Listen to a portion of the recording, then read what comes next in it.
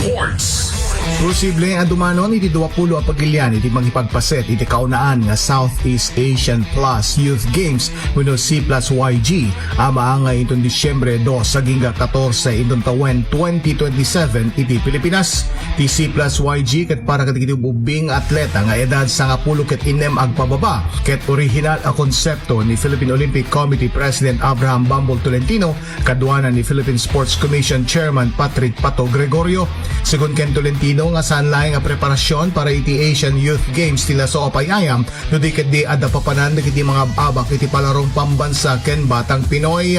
Mamati pa ni Gregorio nga napinas na ito'y awagas ama sapol iti grassroots development program iti Pagiliana. Dagiti proposed sports iti C plus YG ket dagiti aquatics ken athletics kas mandatory sports, triathlon, judo, boxing, golf, skateboard, wrestling, fencing, basketball, tennis ken gymnastics nga Olympic sports ken iti jiu-jitsu, billiards, dance sports ken mixed martial arts nga non-Olympic sports ken iti traditional sport nga arnis.